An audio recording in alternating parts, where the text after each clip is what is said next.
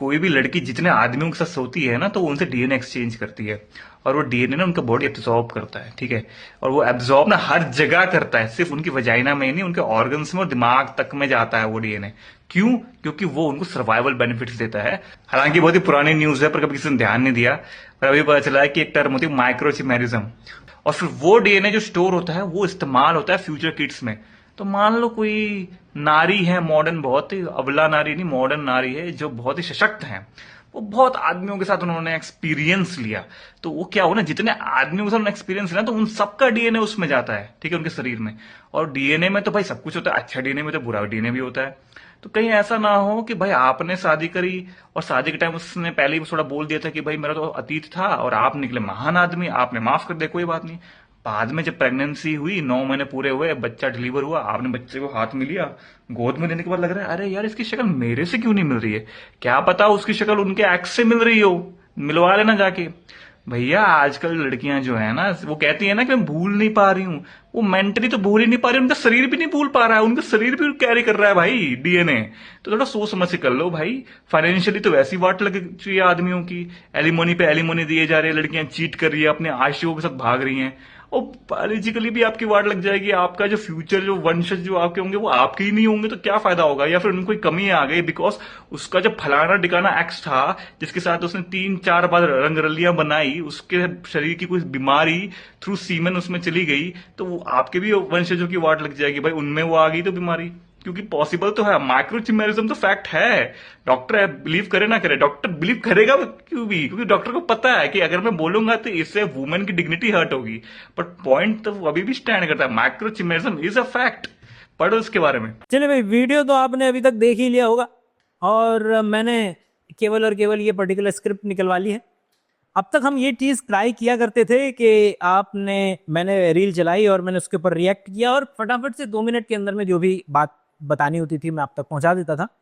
आज थोड़ा सा लॉन्गर फॉर्मेट के अंदर में चीजें ट्राई कर रहे हैं। साइंस कम्युनिकेशन हजारों तरीके से हो सकता है, उसमें से एक तरीका यह है कि क्योंकि शायद कहीं ना कहीं ये पर्टिकुलर रील आपको इतनी ज्यादा स्टिमुलेट की, आई एम एक्सपेक्टिंग कि यू वांट टू नो कि यार इसमें से कितना सच है और कितना झूठ है, और जो सच है वो किस नजर से उसको बात को आगे बढ़ाया जा सकता है। तो एक एक छोटी से छोटी डिटेल आज जो है वो डिस्कस करने की कोशिश करेंगे। मैं पढ़ता चला जाऊंगा, मैंने उसको 2-2 लाइनों के अंदर में कन्वर्ट कर लिया है, और क्या क्या पर्टिकुलर टॉपिक्स इसके कवर किए जा सकते हैं उसको भी देख लेंगे। तो मैं पढ़ता हूं कि भैया आपने अभी क्या सुना भाइयों। अभी अभी पता चला है, हालांकि बात बहुत पुरानी न्यूज है और पर कभी किसी ने ध्यान नहीं दिया, पर अभी पता चला है कि एक टर्म होती है माइक्रोकाइमेरिज्म तो ये इसको लिखते हैं जरा। वैसे तो प्रोनाउंसिएशन में तो क्या ही बोले, माइक्रोकाइमेरिज्म। देखिए, इस बात का मजाक उड़ाने का कोई औचित्य नहीं है कि उसको माइक्रो चायरिज्म पढ़ें या माइक्रो कायरिज्म पढ़ें, क्योंकि एक फंडामेंटल आइडिया है कि जब किसी जो जितने भी आमूमन आम आदमी की अगर नजर से देखा जाए तो अंग्रेजी में किसी शब्द को किस तरीके से बोला जाएगा, उसकी जो प्रोनाउंसिएशन है वो किस तरीके से होगी, आमूमन हम एक दूसरे से वार्तालाप के वक्त में ये बात समझते हैं। हिंदी में फॉर्चुनेटली चीजें कुछ इस तरीके से होती हैं कि जैसे लिखी जाती हैं वैसी की वैसी उन्हें पढ़ दिया जाता है। उसमें आमूमन साइलेंस का होना या इन सब चीजों का होना इतना जरूरी नहीं होता है, जरूरी नहीं माना जाता है। जिसका टेक्स्ट बुक एग्जाम्पल है आपका वर्जिन मोजितो, कि आज इंडिया में जब भी आप देखेंगे लोगों को मांगते हुए तो जैलेपिनियो और वर्जिन मोजितो इनमें इस श्रेणी में सबसे ऊपर की तरफ आते। लेकिन उन लोगों पर आमूमन आपने लोगों को हंसते हुए देखा होगा, देखिए देखो वर्जिन मोजितो बोल रहा है, वर्जिन मोजितो बोल, वर्जिन मोइतो होता है, मोइतो मोजितो नहीं होता है। तो इन सभी लोगों के लिए एक ही दलील काफी रहनी चाहिए, और वो दलील ये है कि ये जो व्यक्ति मोजितो बोल रहा है वो उस जगह बैठा हुआ है जहां पर वर्जिन मोजितो मिलता है। पहली बात तो ये कि वो वहां पर आ चुका है जहां पर आप पहुंचे हैं। आपको बस ये वर्जिन मोजितो इसलिए मालूम है क्योंकि आपने अपने दोस्तों को वो चीज बोलते हुए सुना है। आपके अगर टीचर शायद फंजाए बोलते होते तो आप भी फंजाए ही बोल रहे होते, आपके टीचर्स अगर फंगाए बोल रहे हैं तो भी आप फंगाए बोल रहे हैं। तो ज्यादातर आम आदमी दूसरे से बोलते हुए चीजों को सीख लेता है। तो हमेशा उस आदमी की ज्यादा, कंपैरेटिवली ज्यादा इज्जत हो जो कि किसी ऐसी जगह बैठा हुआ है जहां पर वर्जिन मोहितो ऑर्डर किया जा सकता है और वो वहां पहुंचा है अपनी अपने औकात के बेसिस पे, क्योंकि वो वहां पैसा है उसके पास, इतनी इतना इतना लेवल हो गया है उसका कि वहां जाकर के वो एक ड्रिंक ऑर्डर कर सके। लेकिन जब वो उसे पढ़ता है तो वो जिस तरीके से हिंदी वर्णमाला में आम ज्यादातर ये जो साइलेंस का पंगा होता है वो नहीं होता है, तो वो बिल्कुल वैलिड है कि उसको आप माइक्रो चाइमेरिज्म पढ़ें। 4 लोग आपको बोलते हुए मिल जाएंगे कि काइमेरा बोलते हैं उसको, तो चल जाएगा कि माइक्रो काइमेरिज्म बोल दिया जाएगा। तो चलें पढ़ें भाई। वो अभी अभी पता चला है कि हालांकि बहुत पुरानी न्यूज़ है पर कभी किसी ने ध्यान नहीं दिया, पर अभी पता चला है कि एक टर्म होती है माइक्रो काइमेरिज्म। माइक्रो काइमेरिज्म ये कहता है बेसिकली कि कोई भी लड़की जितने आदमियों के साथ सोती है ना, तो उनसे उनका डीएनए एक्सचेंज करती है। पहली बात तो यहाँ एक्सचेंज शब्द जब इस्तेमाल किया जा रहा है तो उन्होंने पूरे वीडियो में बस केवल और केवल इसकी बात की है कि किस तरीके से जो फीमेल है सेक्स करने के दौरान जो मेल है उससे किसी तरीके से क्या ले रही है, डीएनए ले रही है। और ये मेल नहीं ले रहा, पता नहीं क्यों, शायद उनके रीजनिंग में ये पर्टिकुलर बात गायब है कि जब भाई 2 व्यक्ति संबंध बना रहे हैं तो अगर एक्सचेंज होना है तो दोनों की आवाजाही होनी चाहिए ना। भाई सेल ही है, अगर यहाँ से वेजाइना के कुछ सेल चले जाएं यहाँ पर और यहाँ से स्पर्म के कुछ सेल चल जाएं यहाँ पर, शायद वो इसलिए उनके जहन में ये बात ना आई हो कि उनको लगता होगा कि सीमन भेजा जाता है, उसके अलावा किसी भी तरीके का आदान प्रदान नहीं हो सकता है।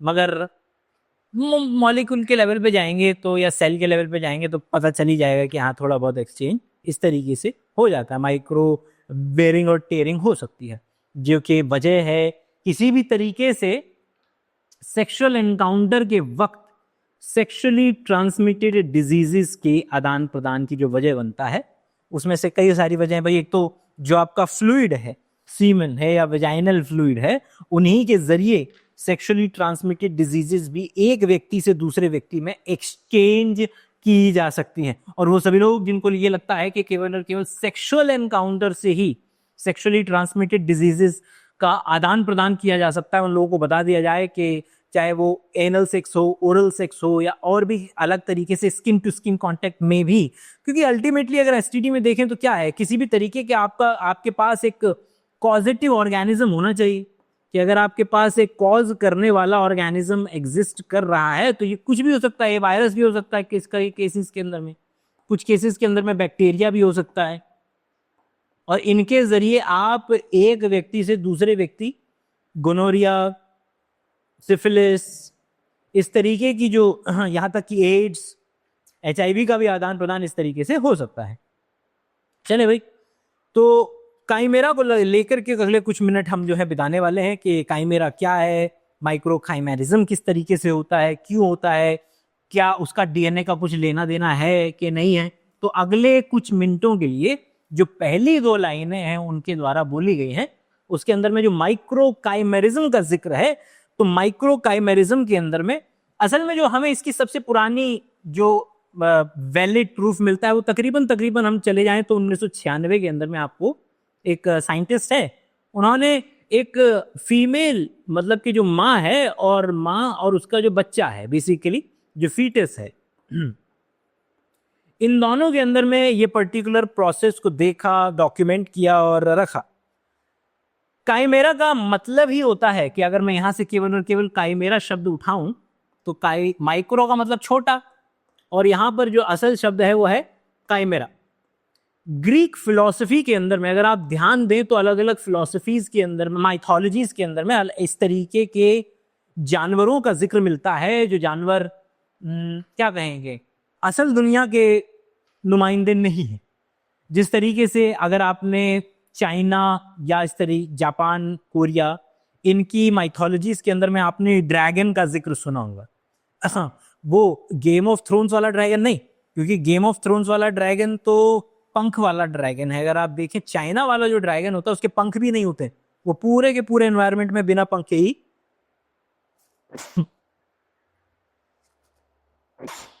सॉरी वो बगैर अपने पंखों के ही ट्रैवल करता रहता है। भले से न तो गेम ऑफ थ्रोन्स वाला ड्रैगन असल है, असल में हमें हमें उसके कोई अवशेष मिलते हैं, और न ही जो चाइना के जो ड्रैगन्स होते हैं ना, हमें उसके भी कोई अवशेष नहीं मिलते हैं। मतलब कि ये जो माइथोलॉजिकल प्राणी हैं, जीव हैं, ये केवल और केवल कहानियों के पात्र हैं, असल जीवन में इन ऐसी चीजें नहीं मिलती हैं। तो क्या है काइमेरा? तो काइमेरा के अंदर में क्या रहा कि भैया आपका शेर का जो है वो हेड ले लिया, किसका, लायन का जो है वो हेड ले लिया, बकरी का जो है वो टॉर्सो ले लिया, बॉडी जो है वो बकरी की ले ली, और जो टेल है वो आपका स्नेक का ले लिया। तो आपको इस तरीके से, जिस तरीके से अभी अभी गुलमेयो देल तोरो, जो कि बहुत बड़ा नाम है मूवीज की दुनिया के अंदर में, उनकी पैंस लैब्रिंथ और हेल बॉय बड़ी फेमस है, जो तो उनकी अब लेटेस्ट इस साल मूवी आ रही है, और अभी पिछले कुछ दिनों के अंदर में उसका ट्रेलर भी आया है, और वो है विक्टर फ्रैंकेस्टाइन वाला जो मॉन्स्टर है उसके ऊपर। अगर आपको याद हो, विक्टर फ्रैंकेस्टाइन का जो मॉन्स्टर है उसके अंदर में उन्होंने क्या किया था कि शरीर अलग अलग 10-15 लोग लिए, किसी का हाथ, किसी का पाँव, किसी का कुछ कुछ मिला करके उन्होंने एक ऑर्गेनिज्म बनाया था जिसको विक्टर फ्रैंकेस्टाइन का मॉन्स्टर के नाम से, बहुत मतलब इतिहास के अंदर में सबसे ज्यादा जो शुरुआती नॉवेल्स थी उसमें जो सबसे पॉपुलर नॉवेल्स जो रही, उसमें विक्टर फ्रैंकेस्टाइन के जो मॉन्स्टर है, मतलब इतनी ज्यादा पॉपुलर हुई कि लोगों को लगता है कि फ्रैंकेस्टाइन वो मॉन्स्टर का नाम है, जबकि वो मॉन्स्टर का नाम विक्टर फ्रैंकेस्टाइन्स मॉन्स्टर है। क्यों बता रहे हैं? क्योंकि उसके अंदर में भी आपने क्या देखा कि एक व्यक्ति का हाथ, दूसरे के टांग, किसी का टोर्सो, और आपस में ऐसे सिल करके एक इस तरीके का व्यक्ति बना दिया गया था। उस व्यक्ति को भी काइमेरा ही कहा जाएगा, जिस तरीके से यहां पर आपको काइमेरा देखने के लिए मिल रहा है। तो ये जो काइमेरा है, आसान भाषा में आपको जब दो या उससे ज्यादा अगर कभी जीव हों और उनके अलग अलग हिस्से अगर आप मिला दें, तो उससे जो चीज बनती है उसको हम काइमेरा का नाम दे देते हैं। तो क्या हो कि अगर ये जो फीटस है, इसकी भाई जाहिर सी बात है, मदर और बच्चा जो है वो आपस में एक चीज है जिससे कि चीजों का आदान प्रदान करते हैं, और उस चीज का नाम होता है प्लासेंटा। प्लासेंटा असल में देखा जाए तो इधर से फीटस ने कुछ सेल्स दिए, उधर से मदर के कुछ सेल्स आए, और इन दोनों ने मिलकर के एक ऐसा कल्मिनेशन बनाया जो कि एक पोर्ट की तरह काम करता है। क्योंकि अगर हिंदी फीचर फिल्म्स में अगर आपने डायलॉग सुना है कि मैंने तुझे, मतलब हमारा तो तू खून है, तू कैसे ये कमीनीपंती कर गया, तो हिंदी फीचर फिल्म का ये डायलॉग इसलिए गलत है कि हम अपनी अगली जनरेशन को खून नहीं दे सकते, या ये कहना कि माँ अपने बच्चे को खून देती है, ये बात गलत हो जाएगी। क्योंकि अगर ऐसा होता तो माँ और बच्चे का ब्लड ग्रुप कभी अलग अलग न होता। हम जानते हैं कि जो माँ का ब्लड ग्रुप है, हो सकता है बच्चे का वो ब्लड ग्रुप न हो, क्योंकि बच्चा 50% फादर है, पेरेंट है। तो जो जिसमें इस तरीके के डीएनए हैं जो कि फादर के हैं, मदर के नहीं है, वो उस तरीके के प्रोटीन्स बनाएगा जो फादर के हैं, मदर के नहीं है, आधे आधे बेसिकली 50% बेसिकली। तो मदर के लिए वो एक्सटर्नल प्रोटीन हो जाएंगे, वो मदर के लिए एंटीजन या मदर के लिए एक बाहरी तत्व का की तरह एक्ट करेंगे, और बॉडी का इम्यून सिस्टम इतने बुरे तरीके से उस पर एक्ट करेगा कि ना तो बेबी बचेगा ना तो माँ बचेगी। इसलिए एक बहुत ज़्यादा ज़रूरी बात, और वो ज़रूरी बात ये कि बच्चे और मदर के ब्लड को कभी आपस में कांटेक्ट में नहीं आने दिया जाता है। और फीटल प्लासेंटल बैरियर जिसको आप कहते हैं ना, कि भाई एक बैरियर है, यहाँ पर एक बैरियर है। जिस तरीके से हमारे शरीर के अंदर में और भी जगह बैरियर्स हैं भाई, आपके देखिए जैसे कि जो सीमन है, मतलब जो टेस्टिस है बेसिकली, वो कभी उसके आसपास आपको ब्लड वेसल्स नहीं देखने के लिए मिलेंगी। क्योंकि लोग कहते हैं, अक्सर आपने अलग अलग यूट्यूबर को ये बोलते हुए सुना होगा कि भाई हमारे सीमन हमारे शरीर में ऊपर की तरफ जाता है और जाकर के हमारे को नरिश करता है, ब्रेन को पावर देता है, और इस तरीके से बात आगे बढ़ती है, जो कि बिल्कुल सरासर गलत है। हमारे टेस्टिस का भी बैरियर है, ब्लड टेस्टिस बैरियर, मतलब कि कभी भी सीमन या स्पर्म गलती से भी आपके ब्लड में नजर नहीं आ सकता। और यहां पर भी जैसे कि वो लोग बात करते हैं कि भैया स्पर्म जो सीमन में जाकर के आपको नरिश करता है आपके ब्रेन को, तो एक तो ब्लड ब्रेन बैरियर है कि भाई आपका न तो ब्लड टेस्टिस के आवाजाही कर सकता क्योंकि वहां ब्लड टेस्टिस बैरियर है, और न ही ब्लड ब्रेन के पास जाकर के आवाजाही कर सकता क्योंकि ब्रेन को जब आप काटेंगे तो उसमें से खून नहीं निकलेगा। आपने जब भी ब्रेन को देखा है, वो अगर धुला हुआ रखा है तो आप वाइट वाइट देखा है हमेशा आपने उसको। आप जब किसी की हाथ की मसल को काटेंगे तो उसके अंदर में से वो धमनियां, वो आर्टरीज, वो वेन्स, वो खून का बहाव सब देखने को मिलेगा। लेकिन ब्रेन के अंदर में आपको देखने के लिए नहीं मिलेगा क्योंकि ब्रेन के अंदर वही ब्लड ब्रेन बैरियर है जो कि आपका फीटल मदर का फीटस के साथ जो बैरियर है, प्लासेंटल बैरियर, वही जो टेस्टिस का बैरियर है। तो चीजों का आदान प्रदान बड़ा मुश्किल है। आप देख पा रहे हैं कि केवल और केवल ऑक्सीजन, न्यूट्रिशन और बाकी चीजें यही आदान प्रदान में ली जा सकती हैं। लेकिन क्योंकि यहां पर बात हो रही है माइक्रो की, कि बहुत ही कम लेवल पे, बहुत ही छोटे लेवल पे कुछ सेल्स, मतलब मान लीजिए कि कुछ फीटस की सेल्स निकल करके मदर के शरीर में प्रवेश कर सकती हैं और मदर की कुछ सेल्स निकल करके फीटस के भीतर प्रवेश कर सकती हैं। तो पूरी की पूरी वीडियो में जब बात हो रही थी कि DNA DNA DNA DNA DNA का तो लेना देना है ही नहीं। वो उन्होंने वीडियो के आखिर में उन्होंने सर ने बोला कि भाई माइक्रो काइमेरिज्म इज अ फैक्ट, पढ़ लो इसके बारे में। ये उनका आखिरी शब्द थे इस वीडियो के।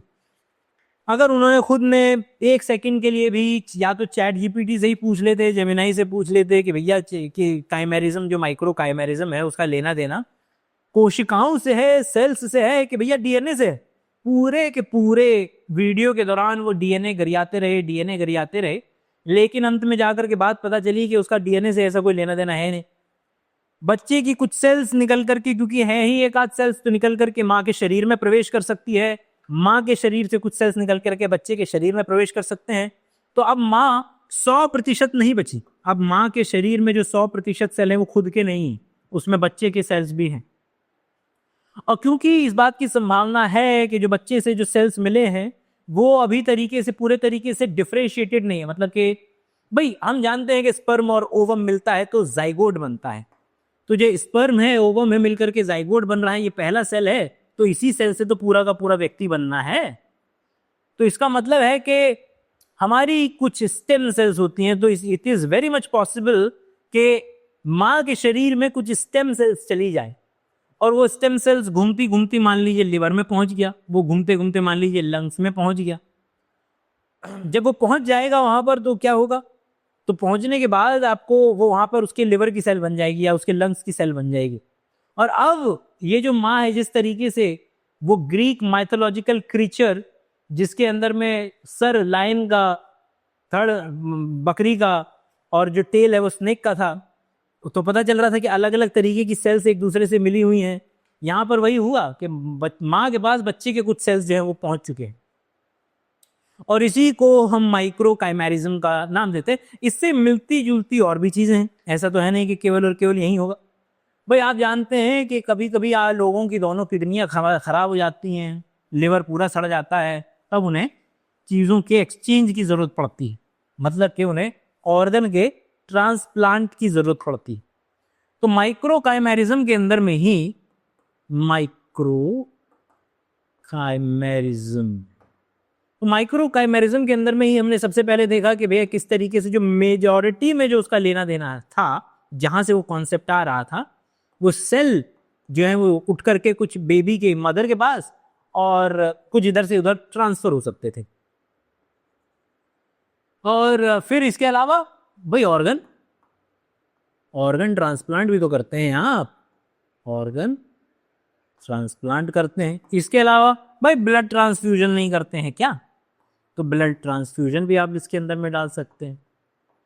तो ऐसी अलग अलग संभावनाएं हैं। जब आप किसी भी व्यक्ति के साथ कुछ थ्योरेटिकल लेवल पे देखा जाए तो आप हो सकता है कि कुछ सेल्स का आदान प्रदान किस करते वक्त भी कर लें, क्योंकि किस वक्त करते वक्त भी आपके जो बक्कल कैविटी की जो सबसे ऊपर की लेयर है सेल की, उसमें से भी कुछ सेल्स का आदान प्रदान हो सकता है, बट क्योंकि आप उसको खा जाएंगे, आपके पेट के अंदर में चीजें जाकर के डाइजेस्ट हो जाएंगी, तो उसका कुछ खास लेना देना है नहीं। और वही होगा जो कि अगर फीमेल के अंदर में अगर स्पर्म जा रहा है या सीमन जा रहा है, तो वो वहां पर रह करके एब्जॉर्ब हो करके और हमेशा वहां अपना जीवन नहीं व्यतीत करने वाला है। वजाइना के अंदर में पूरा का पूरा हॉस्टाइल एनवायरनमेंट होता है, मतलब कि इस तरीके का माहौल क्रिएट किया जाता है कि वहां पर कोई बाहर की चीज ना आए। भाई आप देखें कि आपके पूरे शरीर में जो जिस चीज ने आपको बचाया हुआ है वो आपकी स्किन है, क्योंकि स्किन आपको बाहर के अंदर में इस माहौल के अंदर में जितने भी बैक्टीरिया वायरसेस हैं उनसे बचाए हुए है। अगर आपकी स्किन ना हो, अगर कोई बर्न का पेशेंट होता है, कोई शरीर जल जाता है अगर किसी व्यक्ति का, तो वो व्यक्ति जलने की वजह से नहीं मर रहा है, वो व्यक्ति मर रहा है क्योंकि उसका इम्यून सिस्टम अब पगला जाएगा, क्योंकि इतने सारे तरीके के बैक्टीरिया और वायरस उसके शरीर पर अटैक करेंगे कि व्यक्ति के बचने की संभावना आफ्टर 3rd डिग्री बर्न बहुत कम हो जाती है। तो हमें क्या पता लगा? हमें पता लगा कि भैया ये जो डेड स्किन की लेयर है बहुत ज्यादा फायदा कर रही है, लेकिन भाई आप जानते हैं कि पूरे शरीर के अंदर में छेद भी है। भाई आंख है, नाक है, मुंह है, कान है, यूरोजेनिटल ट्रैक्ट है, रेक्टम है, शरीर के अंदर में वो सभी जगह जहां पर आपको छेद देखने के लिए मिलते हैं, क्योंकि हम उसका इस्तेमाल अलग अलग चीजों के लिए करवा रहे हैं, वहां पर आपको कुछ कुछ चीजें कॉमन मिलेंगी। क्या? वहां पर आपको म्यूकस देखने के लिए मिलेगा, वहां पर आपको कुछ एंजाइम्स देखने के लिए मिलेंगे जो कि आपके बैक्टीरिया को मारने के लिए तत्पर है, जैसे कि लाइसोजाइम। वहां पर आपको एंटीबॉडीज देखने के लिए मिलेंगी, वहां पर आपको तत्पर आपके इम्यून सेल्स जैसे कि न्यूट्रोफिल, मैक्रोफेजेस, इस तरीके के सेल्स देखने के लिए मिलेंगे। तो जब अगर फीमेल के शरीर में वेजाइना के अंदर में भी अगर कोई बैक्टीरिया भी आ जाए, तो उसके लिए ये सारा प्रावधान है कि वहां पर एसिडिक एनवायरनमेंट है, वहां पर आपका एंजाइम्स हैं, लाइसोजाइम है, एंटीबॉडीज हैं, आपके इम्यून सेल्स हैं जो उसको मार के खत्म करेंगे। और ये सेम स्टेटमेंट वैलिड है स्पर्म के लिए भी, क्योंकि स्पर्म भी एक्सटर्नल एजेंट है, बाहर से आया हुआ है, उसको भी उसके साथ भी वही ट्रीटमेंट होगा। और कहीं ना कहीं कई सारे दलीलों में से एक दलील ये भी है कि आपको क्या लगता है कि 5, 10, 15 स्पर्म से हमारा काम क्यों नहीं चल रहा है? हमें क्यों मिलियंस ऑफ स्पर्म्स लेकर के घूमना पड़ रहा है? क्योंकि इस मिलियंस ऑफ स्पर्म्स में से हर एक सेकंड के अंदर में थाउजेंड्स ऑफ स्पर्म्स खत्म होते चले जाएंगे, और अल्टीमेटली इस बात की उम्मीद की जाएगी कि एक स्पर्म जाकर के आपके ओवम को फर्टिलाइज करे और वहां से फाइनली बच्चा जो है वो प्रोड्यूस हो पाएगा। क्या बहरहाल, तो हम वापस से आते हैं अपने माइक्रो काइमेरिज्म के आइडिया के ऊपर में। हमने फीटल और बच्चे का, माँ का और जच्चा और बच्चा का जिक्र कर लिया है। ऑर्गन ट्रांसप्लांट के अंदर में भी ये चीज पॉसिबल है कि आप माइक्रो का मतलब वहां तो पूरा ऑलमोस्ट काइमेरिज्म हो जाएगा आपका। ब्लड ट्रांसफ्यूजन के वक्त में भी ये वाली सारी चीजें हो सकती हैं।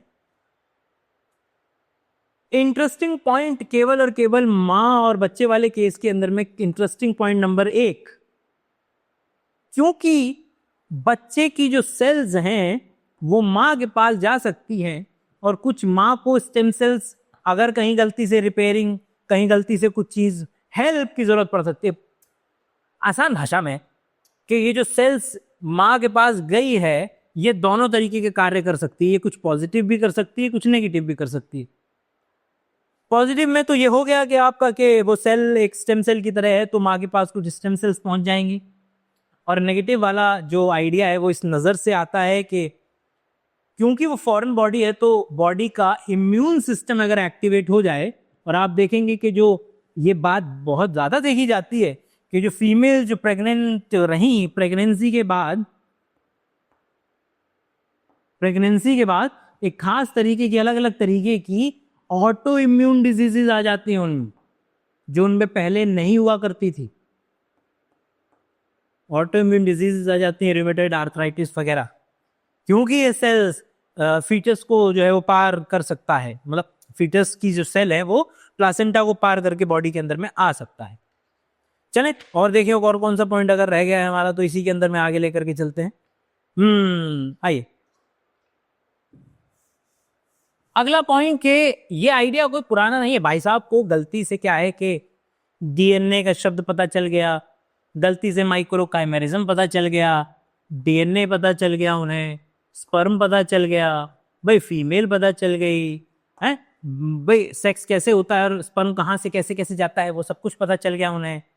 तो कहीं उन्हें अपने जीवन में कोई दुख होगा जो उनका निकला यहाँ पर कि उन्होंने अलग अलग चीज़ों को जोड़ करके कुछ ऐसी चीज़ करने की कोशिश की कि जिसकी बदौलत उन्होंने पूरे के पूरे महिला समाज के ऊपर जो लांछन लगाने की कोशिश की है, ये भूलते हुए कि भाई हर एक व्यक्ति के सामने पार्टनर की अलावा हमारे हमारे किनशिप भी होती है, केवल और केवल बाहर के लोगों से हम राब्ता नहीं रखते हैं। खैर बहरहाल, तो उनके मुताबिक तो क्या हो रहा था कि भैया जो भी फीमेल किसी भी मेल के साथ सोती हुई पाई जाए, मेल के साथ अगर कोई फीमेल सोती है तो क्या होगा कि इसका स्पर्म के जरिए इसके अंदर में क्या पहुंच जाएंगे सेल, वो डीएनए पहुंच जाएगा, जो कि हम बोल चुके हैं कि उसका कोई लेना देना है नहीं।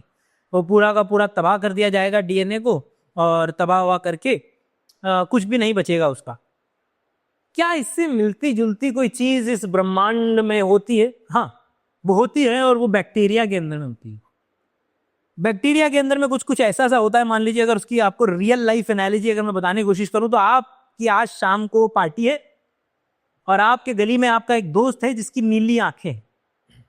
आपको शाम को पार्टी में जाना है, दोस्त की नीली आंखें हैं, और आप जाते हैं अपने दोस्त के पास कि दोस्त यार मेरे को अपने जीन उधार दे दे यार, नीली आंखों वाले, शाम को पार्टी है यार, कल सुबह हमारी भी आंखें नीली हो जाएंगी। तो वो दोस्त निकालता है अपने शरीर में से डीएनए, अपनी नीली आंखों का आपको थमा देता है, आप अपनी नीली आंखें लेकर के पार्टी में जाते हैं, वापस आ जाते हैं। फन फैक्ट ये है कि ये काम एक सिंगल सेल के लेवल पे, बैक्टीरिया के लेवल पे जरूर होता है। ये काम बैक्टीरिया के लेवल पे हो रहा कि बैक्टीरिया वाकई में जो उसके पास अपना खुद का डीएनए है, उसमें से जो उसके पास दूसरे व्यक्ति को अपना डीएनए जो है वो दे सकता है, और वो डीएनए इसके मेन डीएनए के अंदर में भी घुस सकता है। आसान भाषा में डीएनए का एक्सचेंज क्या मतलब, I just wanted to explore this idea कि is there any iota of evidence कि क्या ब्रह्मांड में कहीं ऐसी कोई जगह है जहां पर आप दो व्यक्ति आपस में रिप्रोडक्शन करने की कोशिश करें और एक दूसरे से डीएनए को एक्सचेंज कर ले। तो हाँ, ये बात पॉसिबल है, मगर बैक्टीरिया में पॉसिबल है। इंसानों में इससे मिलते जुलते कोई अवशेष नहीं मिलते हैं, क्योंकि आपका डीएनए एक नहीं है, आपके पास 23 क्रोमोसोम है। डीएनए खुला हुआ नहीं है, बंधा हुआ रखा है बड़े बड़े पैकेट्स के अंदर में, जो उनके साइजेस के अनुसार लगाया गया है। मतलब कि डब्बा नंबर 1 जिसका साइज सबसे बड़ा है, क्रोमोसोम नंबर 1, डब्बा नंबर 2 जिसका साइज उससे छोटा है, ये आपका क्रोमोसोम नंबर 2। तो इस तरीके से, और इससे भी ज्यादा खूबसूरत खूबसूरत चीज होती हैं जिसको हम आज एक्सप्लोर नहीं करेंगे। अच्छा, तो इतिहास में क्या नाम है, लोगों ने तो इसको हमेशा से ही क्या करने की कोशिश की है, डिफेंड करने की कोशिश की कि हाँ भाई साहब ऐसा होता है, ऐसा है, कोई गड़बड़ वाली बात नहीं है कि इंसान औरत जो पुराने उसके जो पार्टनर रहे हैं ना, वो अफेक्ट करते हैं ये बच्चा कैसा पैदा होगा तुम्हारा, ये अगले वाला। और लोग इतिहास के अंदर में इसको बोला भी किया करते थे। तो अगर देखा जाए तो इतिहास के अंदर में इसको टीलोजेनी के नाम से जानते थे, ये आइडिया को, जो कि अब गलत प्रूव हो चुका है, ये टीलोजेनी, बट अब नहीं है। हम जानते हैं, मॉलिक्यूल के लेवल पे जानते हैं कि चीजें क्या होंगी क्या नहीं होंगी। अच्छा, और अगले पे चलते हैं, तो ये तो हमने डिस्कस कर ही लिया। अगला क्या है कि भैया और वो डीएनए ना उसकी बॉडी एब्जॉर्ब करता है, ठीक है, मतलब कि भाई साहब कह रहे हैं कि सेक्स करने के बाद फीमेल का बॉडी मेल के स्पर्म को एब्जॉर्ब करता है, जो कि नहीं कर सकता, वो सेल है, उसको डाइजेस्ट कर दिया जाएगा। एब्जॉर्ब ना, और एब्जॉर्ब ना हर जगह करता है, सिर्फ उसकी वजाइना में नहीं करता, उसके ऑर्गन्स, उसके दिमाग तक जाता है। और अभी अभी हमने बात की कि अगर वो कह रहे हैं कि डीएनए एब्जॉर्ब करता है, तो डीएनए को ब्रेन तक जाने के लिए किससे पार करना पड़ेगा? ब्लड ब्रेन बैरियर से पार करना पड़ेगा। और ब्लड ब्रेन बैरियर से तो मॉलिक्यूल्स पास नहीं हो पा रहे हैं। मतलब कई ऐसी दवाइयां हैं, कई ऐसे मॉलिक्यूल्स हैं जो आपके ब्रेन को पार नहीं कर सकते, क्योंकि ब्लड ब्रेन बैरियर है। क्योंकि भाई ब्रेन हमारे शरीर का सबसे ज्यादा खतरनाक, सबसे ज्यादा इस्तेमाल की जाने वाला, सबसे ज्यादा एनर्जी एफिशिएंट हम हैं, क्योंकि हमारे ब्रेन की बदौलत। तो बहुत ज्यादा जरूरी लगता है कि उसे संजो करके रखा जाए, बचा करके रखा जाए। तो बाहर से चाहे वो बोनी कवरिंग हो, क्रेनियम हो, चाहे उसके अंदर की जो ब्लड ब्रेन बैरियर है कि कोई वायरस बैक्टीरिया वहां तक ना पहुंच पाए, घुस ना पाए, तो लॉजिकली नजर आता है। तो उसी तरीके से डीएनए का भी जाना उतना आसान तो नहीं होगा, जो कि हमें पता है। पता नहीं कहाँ, मतलब कि इतने अच्छे अच्छे शब्दावली का इस्तेमाल कर रहा है जिस व्यक्ति को ये सब चीजें पता हो, डीएनए, ऑर्गन्स, दिमाग। बट खैर, कभी कभी हम सताए हुए होते हैं तो हम केवल और केवल किसी बात को प्रूव करना चाहते हैं और उसके लिए रेट्रोस्पेक्टिव आर्ग्यूमेंट जबरदस्ती बनाते चले जाते हैं ताकि हम इस बात को प्रूव कर पाए कि औरतें तो होती ही कमी नहीं है। खैर, तो भाई एब्जॉर्ब एब्जॉर्ब करता है ना, सिर्फ वजाइना में नहीं करता, उसके ऑर्गन्स, उसके दिमाग पे जाता है वो डीएनए। क्यों?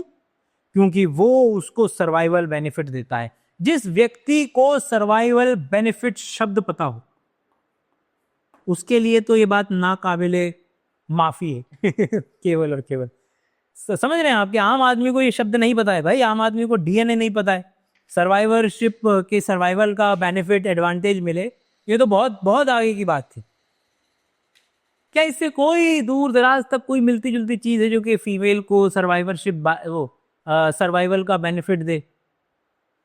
तो वो यहां से आती है कि भाई किस तरीके से डायमॉर्फिज्म देखते हैं आप कि जिस भी स्पीशीज के अंदर में मेल और फीमेल के साइज में बहुत ज्यादा अंतर हो, या तो फीमेल बहुत बड़ी हो या मेल बहुत बड़ा हो, वहां पर आपको सेक्स के अंदर में भी बहुत ज्यादा ऐसा देखने के लिए मिलेगा। जैसे एग्जांपल, गोरिल्ला अगर है तो गोरिल्ला में मेल गोरिल्ला का साइज बहुत ज्यादा बड़ा होता है फीमेल के मुकाबले। तो वहां पे हर फीमेल चाहती है कि भैया हम इसके साथ सेक्स कर लें तो हमारे बच्चे को ज्यादा कंपैटिबिलिटी, बेहतर जीन मिल पाएंगे। तो जहां सेक्सुअल डायमॉर्फिज्म है वहां पर आप देख पा रहे हैं कि एक मेल है और बहुत सारी फीमेल्स के साथ जो है वो क्या कर रहा है, बेसिकली सेक्सुअल इनकाउंटर कर रहा है। तो ऐसा तो बिल्कुल है नहीं जो सर बोल रहे हैं, बिल्कुल भी। तो एब्जॉर्ब तो खैर बिल्कुल नहीं कर पाएगा। और वो फिर डीएनए स्टोर होता है और उसका इस्तेमाल होता है फ्यूचर किड्स में। भाई देखिए, फ्यूचर किड्स में किसका इस्तेमाल होगा, किसका इस्तेमाल नहीं होगा, वो केवल और केवल आपके खानदान के ही हैं। क्योंकि अगर ऐसा होता तो सारी की सारी थ्योरी वहीं की वहीं धराशायी रह जाएगी ना। इस बात की संभावना है कि अगर व्यक्ति जो ये बोल रहे हैं उनसे शायद पूछा जाए तो कहें कि भैया क्या इंटरकास्ट मैरिज होनी चाहिए? बोलेंगे नहीं भाई, इंटरकास्ट मैरिज क्यों होनी चाहिए? वो हमें अपना डीएनए जो है वो प्योर रखना है, बिल्कुल उसके अंदर में अशुद्धता मिक्स नहीं होनी चाहिए, वरना तो पता नहीं क्या आ जाएगा, क्या दुनिया ही तबाह हो जाएगी। तो हमें क्या बोला गया है, हमें ये हमारी टाइमलाइन है कि यहाँ पर हम ये दोनों कौन है, भाई बहन है, ये कज़न है, ये और दूर और दूर। तो क्या बोला जाता है कि भैया भाई बहन तो और कज़न वगैरह तो बिल्कुल ही क्या है, आउट ऑफ द क्वेश्चन। फिर एक आता है आपका कि गोत्र में भी नहीं आप कर सकते। और गोत्र के बाद में जो है वो एक हिस्सा आता है जब आपकी कास्ट आ जाएगी, है ना। तो कास्ट और कास्ट से पहले कि भैया ये है आपकी, हम तो भाई अपनी ही कास्ट में करते हैं कि ये आपका क्या है, ये वाला है कास्ट, ठीक है। ये यहाँ पर गए तो कास्ट भी अलग हो गई, यहाँ पर गए तो रिलीजन अलग हो गया, ये तो ब्लास्फेमी हो जाएगी, है ना। और इसके अलावा क्या है, स्पीशीज अलग करो, मतलब for the sake of argument अभी के लिए। भाई अगर दो अलग अलग तरीके की स्पीशीज जैसे कि घोड़ा और गधा, इन दोनों को अगर हम रिप्रोड्यूस करवा दें तो खच्चर पैदा हो जाता है ना। तो दो, इसका मतलब है कि इस दुनिया में दो अलग अलग स्पीशीज रिप्रोडक्शन कर सकती हैं, लेकिन रिप्रोडक्शन कर सकती हैं, लेकिन क्या उनसे फर्टाइल प्रोजेनी बनेगा, मतलब कि उनका जो बच्चा होगा वो आगे भी बच्चा पैदा कर पाएगा? तो हम जानते हैं कि खच्चर आगे बच्चा पैदा नहीं कर पाता है, इसलिए ही हम घोड़े और गधे को अलग अलग स्पीशीज का पार्ट मानते हैं, अलग अलग स्पीशीज कंसिडर करते हैं।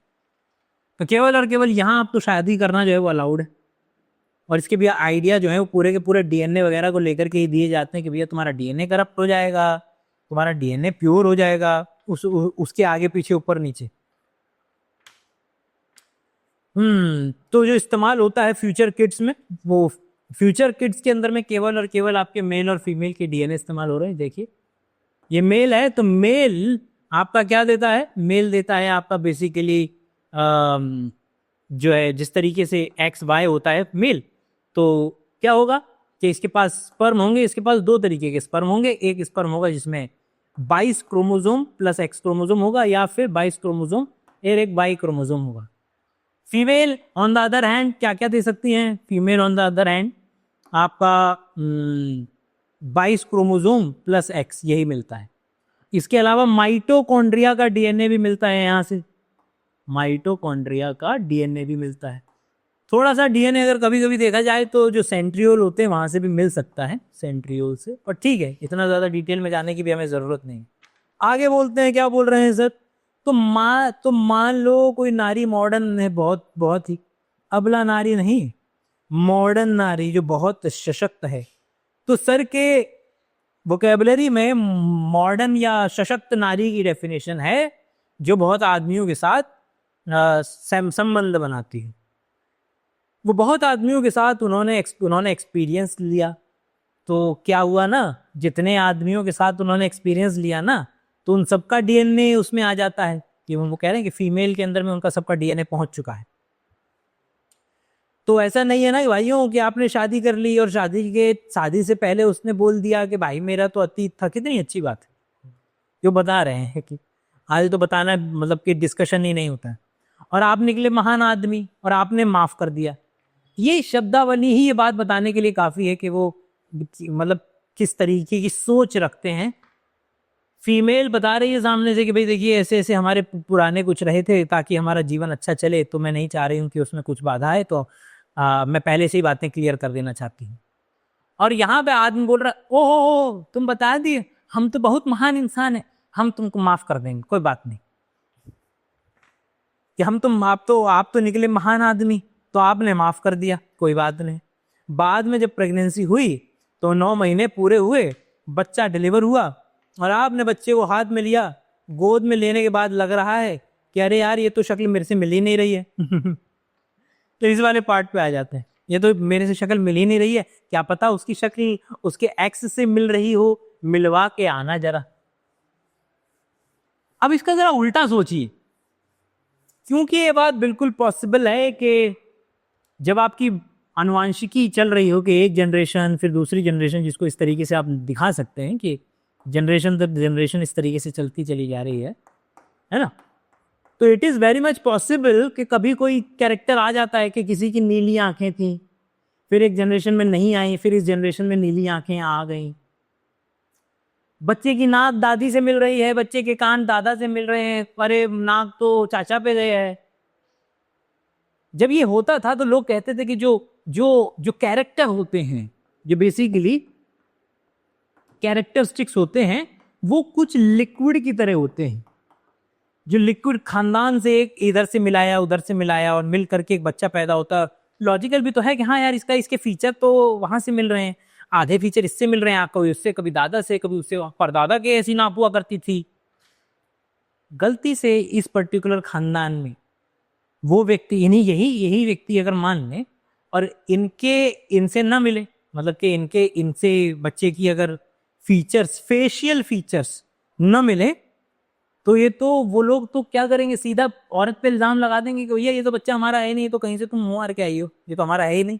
क्योंकि इनके अनुसार अगर बच्चे का जो फेशियल फीचर्स है वो मिलने ही चाहिए, जो कि बिल्कुल भी ट्रू नहीं है भाई, क्योंकि फीचर्स एक जनरेशन में आते हैं, गायब होते हैं, बहुत सारी चीजें। It's such a complex world of genetics, and I am sure कि उनको जेनेटिक्स शब्द भी पता होगा।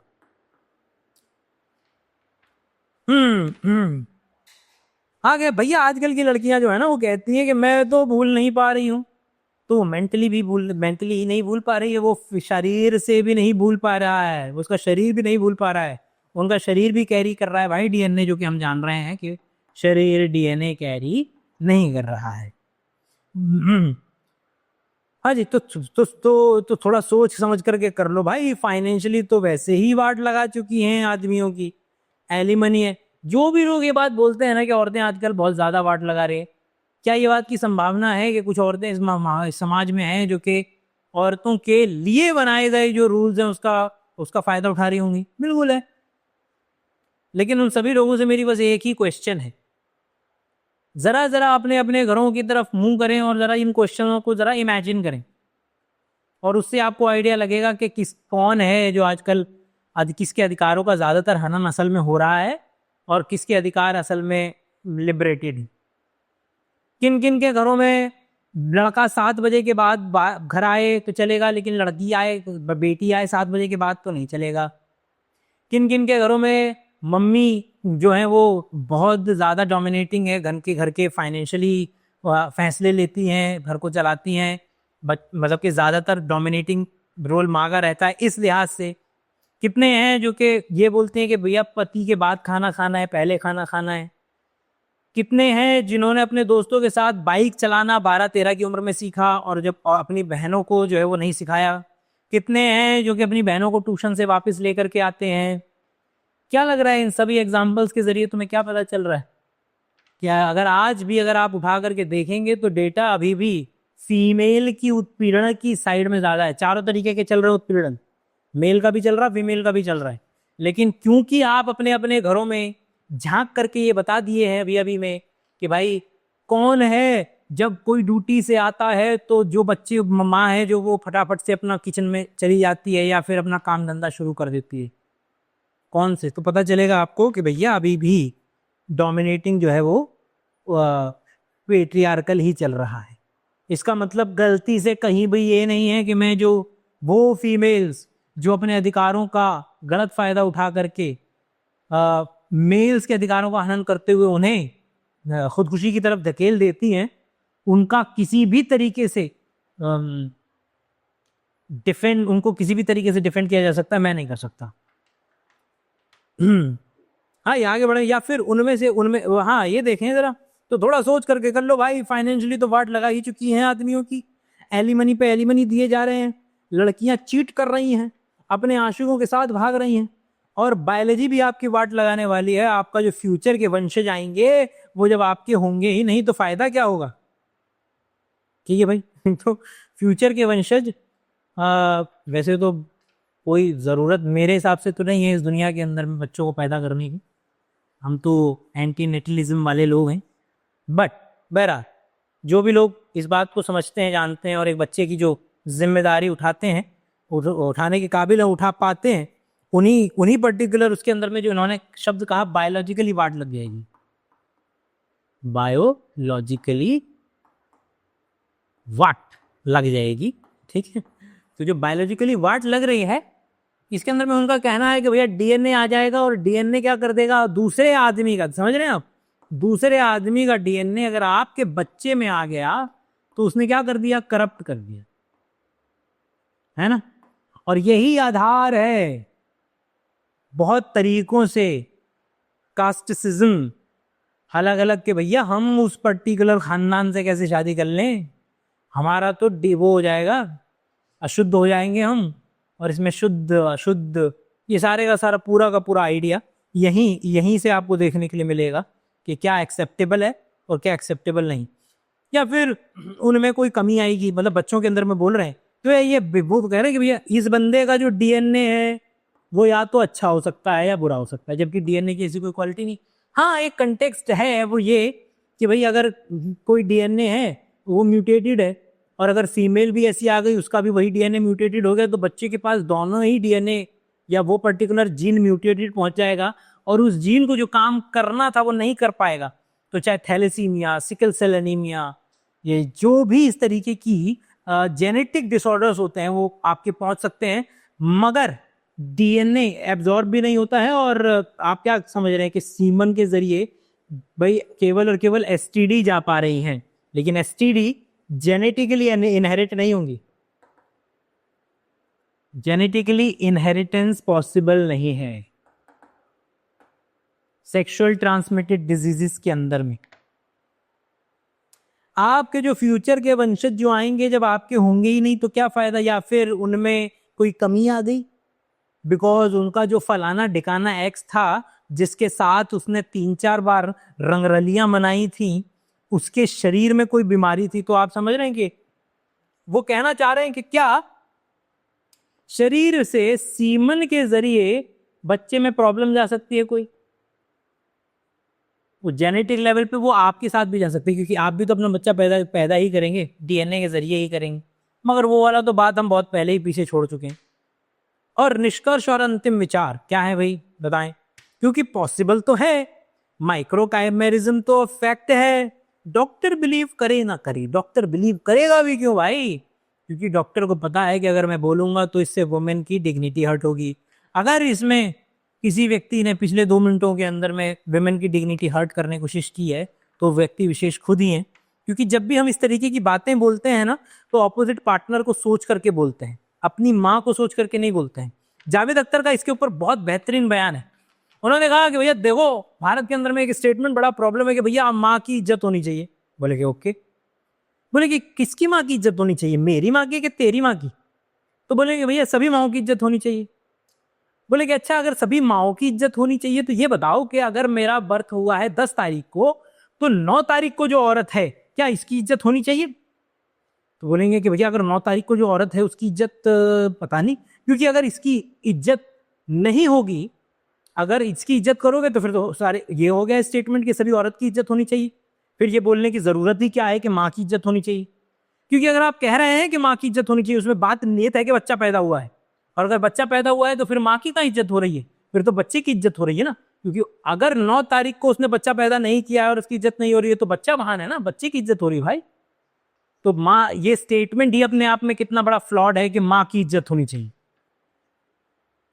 हाँ जी, आगे बढ़े, क्योंकि पॉसिबल तो ये है कि माइक्रो खायमैरिज्म तो फैक्ट है, डॉक्टर बिलीव करे ना करे और फलाना फलाना, तो वुमेन की डिग्निटी हर्ट होगी, बट पॉइंट तो अभी भी स्टैंड करता है, माइक्रो खायमैरिज्म इज अ फैक्ट। पढ़ लो इसके बारे में। और हमने वही माइक्रो काइमेरिज्म या उसके आसपास की चीज़ों को डिस्कस करने की कोशिश की। आई होप कि एक नया तरीका है साइंस के कम्युनिकेशन के लिए, लॉन्गर इत्मीनान से बैठ करके थोड़ा कि डिटेल में डिस्कशन किया जा सके। आगे जैसे जैसे रिस्पॉन्स आएगा तो उस तरीके से इसको भी कंक्लूड कर लिया जाएगा। अगले वीडियो तक के लिए अपना ख्याल रखें। Bye bye.